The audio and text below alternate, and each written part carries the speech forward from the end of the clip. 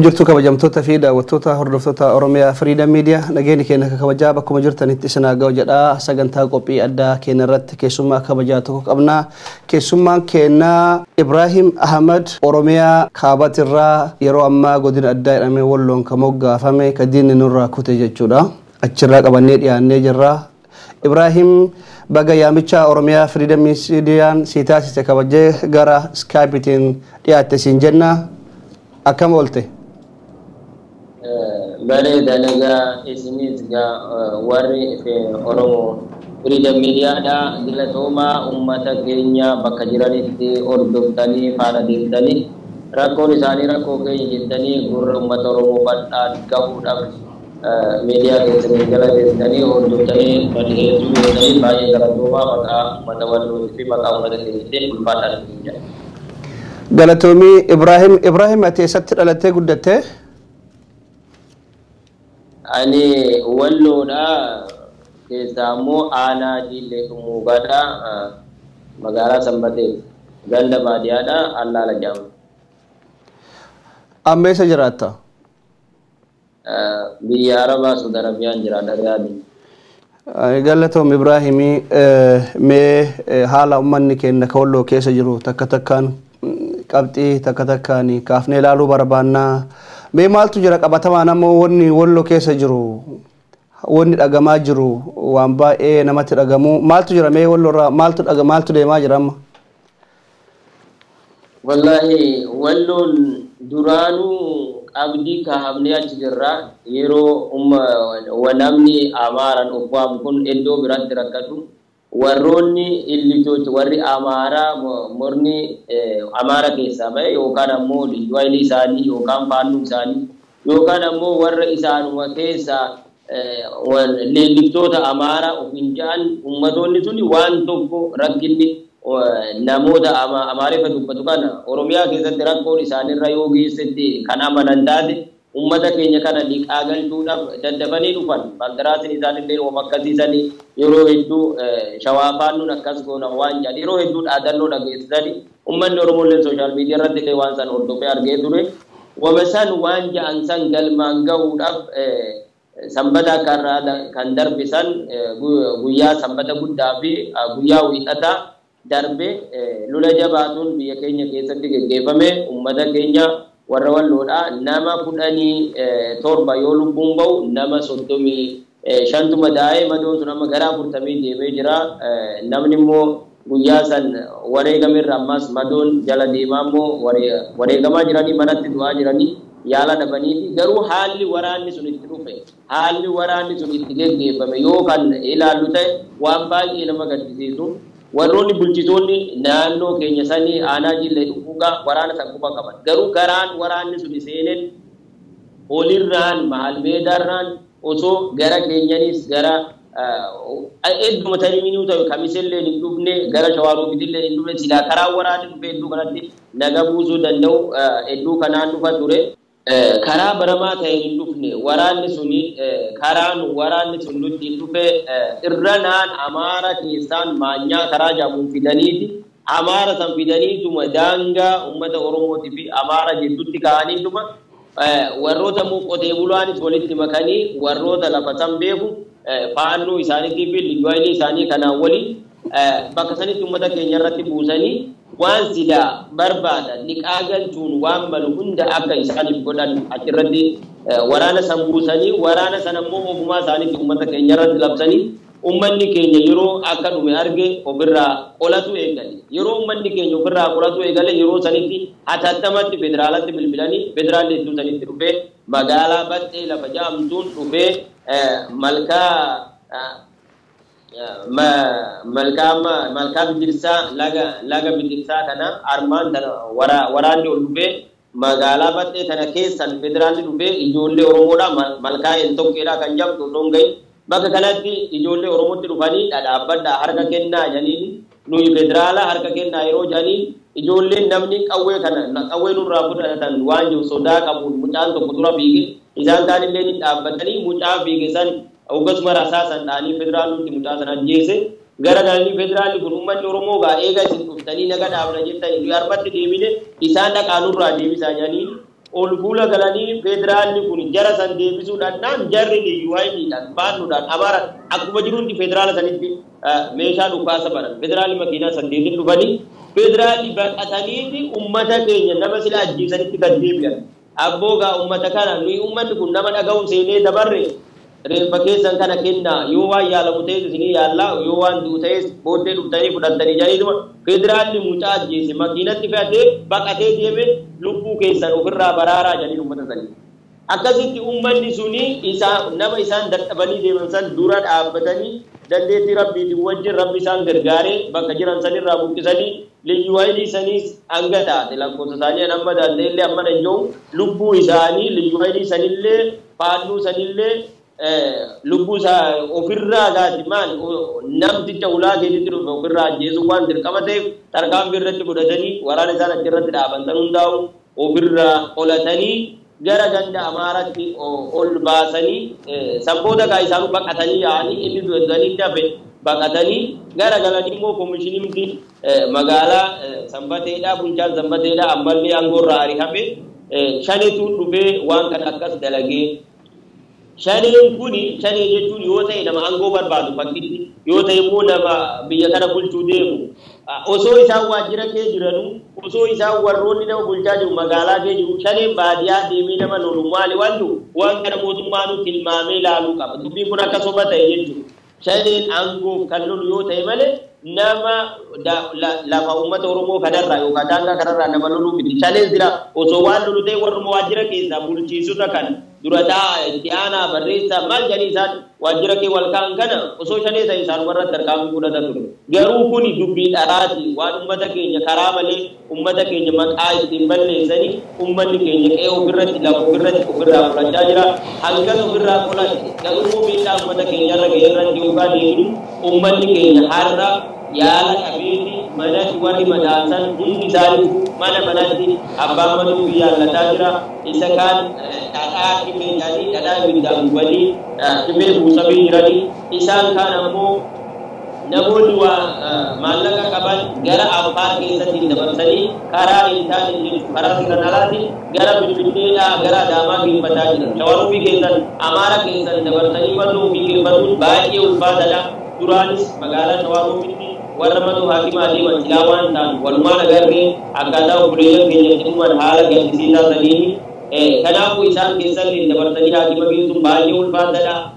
ummanni keenya ulaa isaanirratti dhumaa jiranii qe'ee isaanirratti dhumaa jiranii har'allee immoo namuma kaleessa ulaa isaanirraa ofirraa qolatee lubbuu ofiitti kun du'ee lubbuun hafe namoota ummata kana ajjeesan yookaan immoo namoota liyyuwanii kana ofirraa lolan liyyuwanii kun nama liyyuwanii kana ajjeese fuudha nama qawwee irraa fudhate fuudha kophee isaaniillee nama fuudhe fuudhaa jedhanii ummata keenya har'a kaleessa guyyaa lama kana keessatti ummata keenya gidirsaa jiranii ummati keenya dhufanii nama dhufee ofirraa loleefis inuma gidiramaa nama hulaatti si dhufee si ajjeesefis maa ajjeeftee inuma gidirfamaa yoo teesses ammoo dhufanii qeesirratti si ajjeesanii dubbiin akka hin tasse jette horiin mooraan hin bobba'inii mooraan haalooliin akka jette jaltan waan rakkisaa ummata keenya qabaa jira yoo teessellee manatti si ajjeesanii yoo loltillee maa ofirraa loltiidhaan waan baay'ee nama gaddisiisutu ummata keenya irra deemaa jira jechuu barbaada. Galatoomii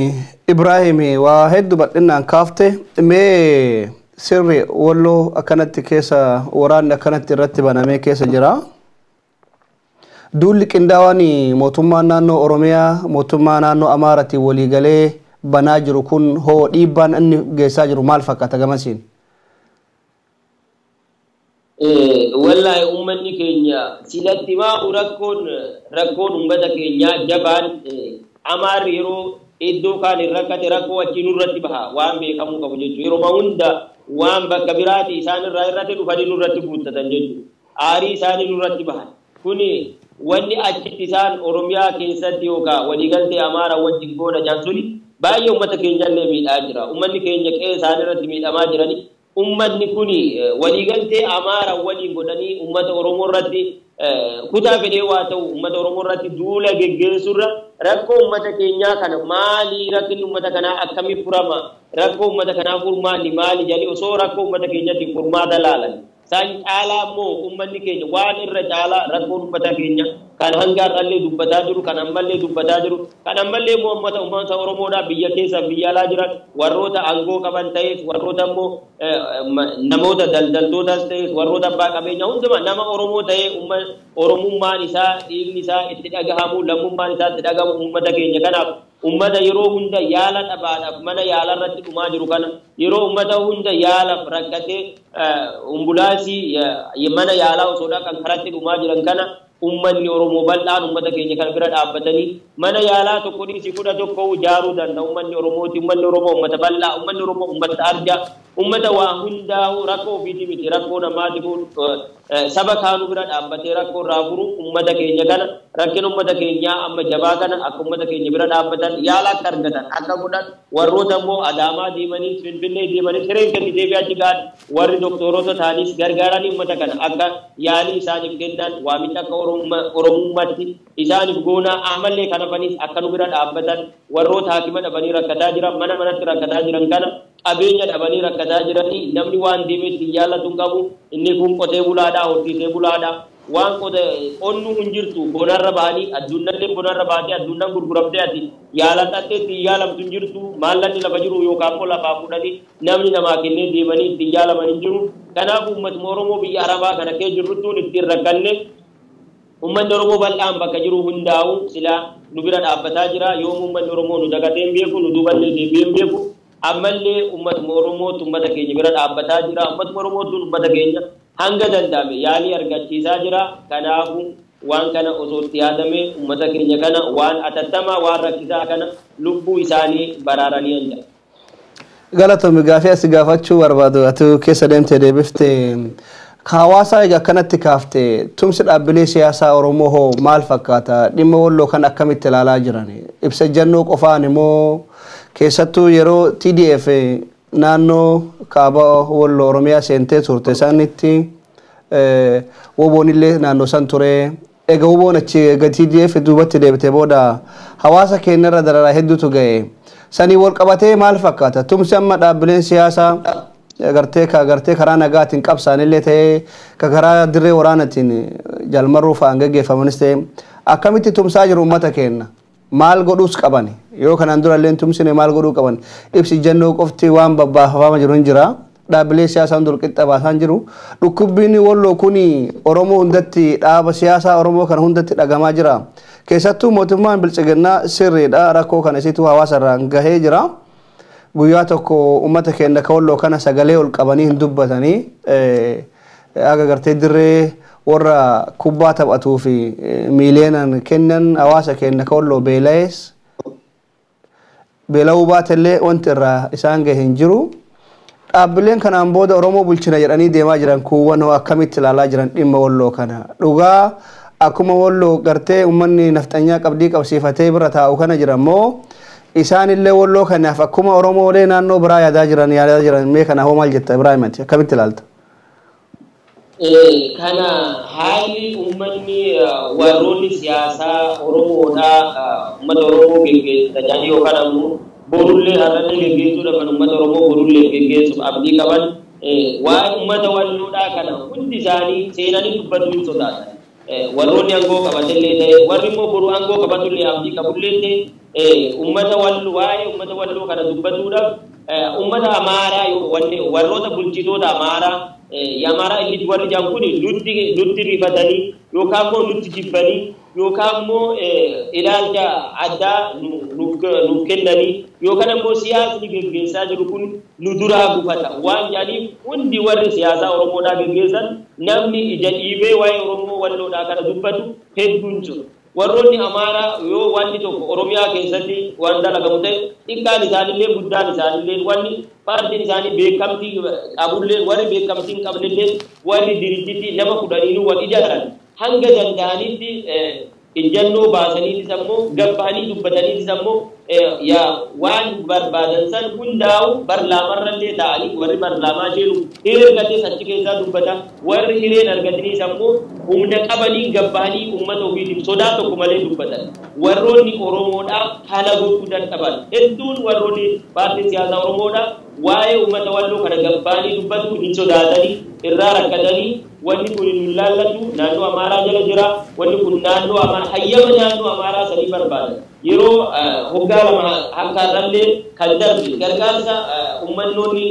Oromiyaarraa yookaan ammoo sheekoleen Oromoodhaa hedduu walitti qabanii gargaarsa nu geessuudhaaf ture karaa na'ii garagalee jechuudha hayyama keenya malee dhufe waan jabu kanarraa mootummaan naannoo Amaaraa deebisee eega yeroo saniitti namni waan tokko gargaarsa tokko qabatee gara wallootti dhufe jiru yookaan immoo mootummallee ayyamsiisanii gargaarsi tokkichi gara walloo dhufe jiru jechuudha maali hundinuu hin sodaatanii uummanni kun nutti rifataa yookaan bulchiisonni kun nu jibban waan jaan of eeggannoo achirraa ka'eef hundi isaaniitu ummata ofiitiin garaa muratanii akka jarri sun laphee guutee dubbatutti warroonni Oromoo hogganan kun laphee guutanii waa'ee walloo kana dubbatu hin sodaata. Wama kana fakkaatu yeroo tokko nuyi ummanni walloo fi ummanni Oromoodhaa bal'aan Saudi Arabiyaa kana keessa hoggaa furan kanarraa walitti baanee waan qabnuun gadi baanee maallaqa walitti qabannee hospitaala rakkoo ummata keenyarraa fuujaa ijaarranne jennee maallaqa walitti qabnee biyya Itoophiyaa sanitti erganne mootummaan naannoo Amaaraa nu eeyyamu waan jiru bulchiinsi yeroo sanitti amana sana bulchiinsa kamitee bulchaa ture maallaqa keenya san maallaqa hawaasa Oromoo bal'arraa dhufe bakka wanti fudhatan jechuudha. Odoo hospitaalallee ittiin ijaarrate rakkataa keenyallee osoo ittiin gargaaree maallaqni kun heeraan ala dhufe jedhanii fudhatanii ammallee akka ammaa harkaa qaban yoo gurguruu deebisan hin beekne. Kanaafuu uummanni keenya kun gargaaramullee hayyaman qabu uummanni keenya yoon gargaaramullee hayyaman qabu isuma walitti qabannee akka nuyi waan barbaadu uummata keenyaaf jaarullee hayyama tokko gargaarallee hin qabnu garuu ammaaf ammoo godina addaa namaa kennu jechuun yoo waa yoo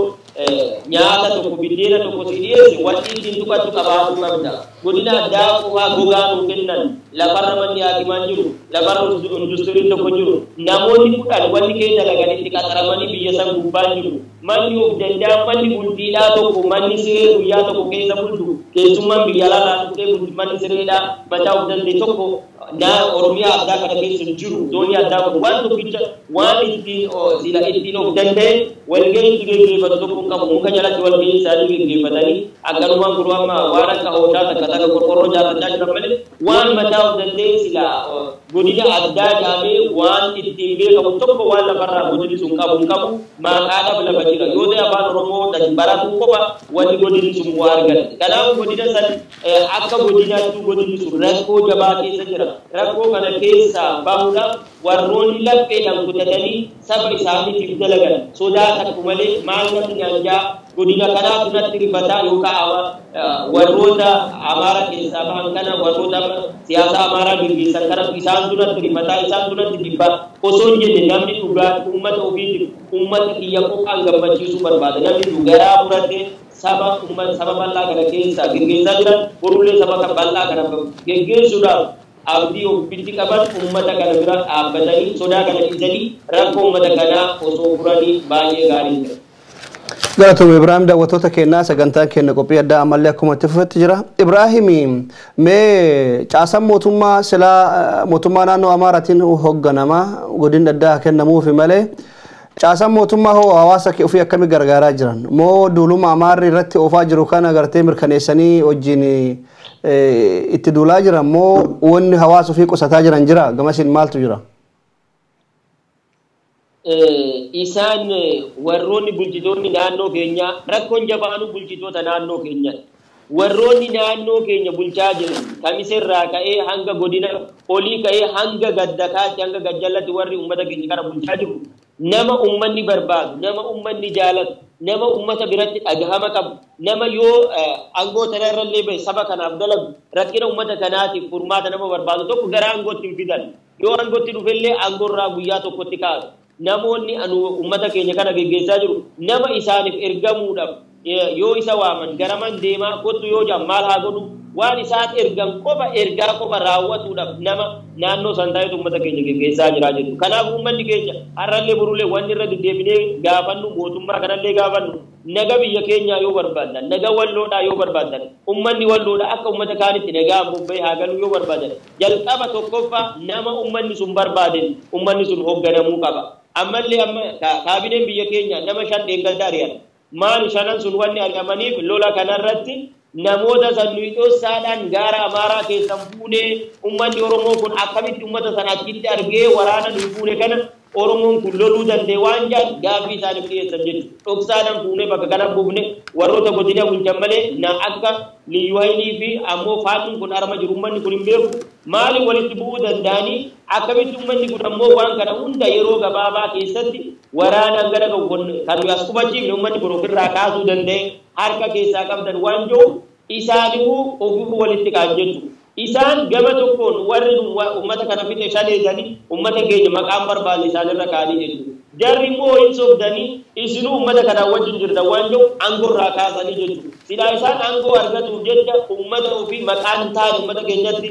boggaasanii aangoo ofii dheereffatuuf ture jechuudha. Rabbi yoo malee ta'u aangoon isaanillee duraa citte ummata ofii birallee galata dhabanii mootummaa silaa hojjetaniif isa birallee galata dhabanii jechuudha. Kanaafuu ergamtuun yeroo ergaa sirriin galmaan ga'uu dhabde namni ergatu sun ari'eetuma ergamtuu biraa bakka kaayataa jechuudha. Namni har'a immoo godina keenya kana bulchuudhaaf amma haarawa fidan nama duraan yeroo wayyaanee waggaa 20 ummata keenya kana bulchaa ture ummata keenyarraa qawwee buuraa ture ummata keenyarraa hidhaatti buuraa ture waan ummanni keenya dalagaa ummanni keenya hin dalagin dalagan waan namni keenya balleessan jedhanii wayyaanedhaaf amanamaa jabaa ta'e ergamaa jabaa ta'e nama dalagaa ture namni har'a ummata keenya irratti ibsan kuni kanaafuu nama isaan barbaadan bakka isaan buusuun yoomuu nagan buusu hanga nama ummanni keenya barbaadu nama sabni keenya kun naata hajuu filatu lafarratti hanga argamutti namni isaan ergaadhaaf isaan mirgatu hanga nutti fidanitti nageenyi jira dhufuu hin danda'u ummanni keenya mootummaa haala deemuu hin danda'u wanni mootummaa kanaan walitti buusu haala jechuudha jalqabumarraa hanga dhuma warroonni ummata keenya geggeessaa jiran kun warroota magaalaa kee deemte maal naan jaanii namni oromoo maal naan jaanii jira sabni oromoo kun oromoon bakka jiru hundatti haalli oromoo kun ta'u maal naan jaanii jira saafutu jira ani ilma abaluutu jira ilma abalu waan akkanaa kana irratti dalagee oromoo maal naan jaa abbaan biyya galee maal naan jaa waan jaamutu jira jechuudha nama safuu qabu oromummaa qabu kana angorraa fageessan nama waan duriyyee magaalaa keessatti guddatte duriyyee yoo birrii 100 keessa geesse ebileessa isaa yoo ajjeefte maaliif ajjeefte jee singaafanne warra kana geggeessitoota godhanii nurratti fidanii kanatu rakkoo ummata keenyaa guddaan isa kana osoo mootummaan kun bakka kana laalee ummata kanaan maal barbaadan eenyu barbaadan osoo isin bulchee nama kan beektan waan jiru ummanni yeroo mootummatti wallaalle mootummarraa addatti baanee haa ta'u mootummaa kanallee osoo loluu hin taane mootummaa kanallee osoo dhiibuu hin taane mootummaan federaalaa mootummaa biyyaati ummanni keenya kun nama mootummaa kan ofirraa dhiibuu danda'u miti haa ta'u malee yoo mala wallaalle koree jaarranne koree biyya keessaa biyya alaatiin jaarranne ummata keenya geggeessu koree geggeessitu ummata keenya geggeessu biyya alaaf biyya keessa wal jaarre ummata keenya geggeeffataa jirtu maal gara isaaniitiin itti wallaalle jedhu waan nurraan dhagahanii ummata keenyarraan dhagahanii nama ummanni barbaade dhagahanii rakkoo ummataatiif furmaata fidanii kanaaf yoo danda'ame koree irraa dura taa'aa itti aanaa barreessaa biyya keessa biyya alaatti hanga dandeetti ummanni keenya koree jaarratee saba isaa kana rakkoo amma kotte duudaan amma warroonni warra biyya dulitti amanu kana mu warroota ammoo waan abbootiin keenya dur dalagde joo arra ummati walloodha hadalle urulle ummata amaaraa wajjin rakkoo qabu rakkoo jabduu keenya warroota biyyi joobi yookaan ammoo faatu isaanii kana waan abbootiin keenya dalagna akka abbootiin keenya sirra ta'aa turte si bulchaa turte akka sanitti duubuluu dindanii ofiin bulchuu keessan kana hin barbaadu waan jaal ofiin bulchuu fi afaan ofiitiin dubbatanii afaan ofiitiin baratuun dhukkubbii mataa isaanirratti ta'e ummata keenya irratti miidhaa gahaa jiranii furmaan ummata keenyatti mootummaan gadi hiiqee maal barbaadan eenyu buluu barbaadan akkamitti buluu barbaadan waan jiru hanga ummata keenya walitti hiiqee ummata keenya wajjin dubbatu ergamtuu barbaadan bilbilaan eeggatu hanga duraa dhaabbatu rakkoon ummata keenyaa hin dhaabbatu jeelee namana mootummaan federaalaa waan kana kan dhaga'u taate akka furmaata ummataa wajjin gaddaa'e namni ummanni barbaadu ummataaf furmaata akka fiduudha. Ibrahimi baay'ee galatoomii gara xumuraatti deemaa jirallee uuma tokko si gaafachuu fedha. Keessattuu yeroo ammaa duula deemaa jiru kanaan uummanni keenya kakaabaa Walloo keessattuu warra afaan Amaariffaa haasayan hin jiranii Walloon ta'anii warra assimileet ta'ee afaan Amaariffaa qofa haasayan kunniin akkamitti isin tumsaa jiran? Isaan akkamii isin laalani? Isaan jalamaan nu laalan. Warroonni Oromoo ta'anii eenyummaa ofii dagatanii afaan Amaaraatti ilaalanii dubbatan kun gara lamaan nu laalan. Uummanni Oromoo jabaatee Oromoon jabaattee yoo Oromummaan tun kan jabaattu taate nutti as maxxananii Oromoo ta'anii nu wajjin dhaabbatuudhaaf murannoo qaban. Yoo Oromoon laaffattee warri Minilik Zamachaa jedhamu kun lafa tana qabatee humnaan biyya tana kan bulchu ta'e nu illee isin ijaanii jaratti maxxanuuf jarri miila tokko muka lama koruudhaaf yaa'aa jiru. Akka Oromootti illee nu bira dhaabbatuudhaaf waan rakkatan baay'ee qabanii jiru. Duraan yeroo lammaa Magarsaa dhufesanitti inni afaan hin beeknelleen afaan nu barsiisaa nuyi Oromoodha. Eega Oromoon aangotti baatee nu illee Oromummaa keenya kan duraan abbootii keenya Oromummaarraa fudhatanii achitti bakka abbootii keenyatti deebinee isin wajjin jiraachuu barbaanna ja'aa turan. Har'a immoo eegaa biyyiin dhufee lakkii dubbiin jenne sun hin taane dubbiin garagaltee Amaarummaa fudhannaa Oromummaan sun duraachisuuf deemti waan sodaa qabanii jarri gara lamaadhaan ija lamaan laalaa jiru Oromummaa tanallee uummata Oromoo kanallee ija lamaan laalaa yoo qabbanooti harkaa yoo kute bal'aanan akka jedhanii taa'aa laalaa jiran yoo Oromoon jabaattee Oromummaan jabaattee sabni wal quba qabaatte nutti guutuudhaaf abdii guutuu jiranii yoo Oromummaan keenya laaffattee lubbuu wal facaafne rakkoon Oromoodhaa kan hin furamne taate jaruma ta'anii deemuudhaaf abdiin jaraa kanuma guutumaa guututti waan jaran ta'an. Galatoomii duula leellistoonni Minilik sirriitti geggeessaa jirtu kanuu akkamiin ilaalani? Jarri gara lamaan jiran warri biyya keessa jiran uummata keenya wajjin dhugaadhaaf uummatuma keenya wajjin jiran wanni wal sobnu jirtu warri lafarra ollummaan gaddummaan uummata keenya wajjin jiran yoo uummata keenya wajjin illee deemanii uummata keenyarraa qolachuu dadhaban uummata keenyarratti hamtuu dalagaan jiranii warroonni immoo biyya alaa jiran bakkoota nu jirru kan wajjin biyya Arabaa biyya Awurooppaa bakka adda addaa jiran kun leelliftoota sanii wajjin jaaramanii maallaqa walitti qabamanii waallaqa walitti qabanii garuu wanni Oromoon dalagu xiqqoomatu guddaa ta'e mul'ata wanni jarri dalagu guddaan xiqqaa ta'e mul'achuu dhaba jarri biyya alaati maallaqa miliyoona lakkaa'amu walitti qabaniiti faannuu isaaniitti biyyatti ergan qeetti ergan qawwee gurguddaa bitanii akka uummanni kun silaa uummata keenya akka maallaqaati garaan hin bitamu qawwee bitama maleedha qawwee walii bitanii garaa walii bituu dadhaban malee silaa osoo garaa qabaatanii hanga uummata keenya balleessan hanga leelliftoonni Miniliksun of jaaran jarri kun kan biyya alaa jiran qaama guutuun jara san bira dhaabbatanii deeggaranii maallaqaan waa hundaanuu jaraan waliin jiran warri biyya alaa jiru garuu warri biyya keessa jiru dhugaa lafarra jirtu ummatuma keenya wajjin jiran borullee abdii waliin qabna ummanni keenya yoo danda'ame kutaa walloodhaa kana walloon kutaa taatee dhaabbatuudhaaf inshallah abdii rabbii qabna yoo gaaf Oromummaan jabaatte ummanni walloodhaa warroota afaan ofii dagatanii fi warroota affaarii fi warroota aagoo fi warra akka keenya rakkatee wajjin walloo tana amaara kutaa amaararraa kutannee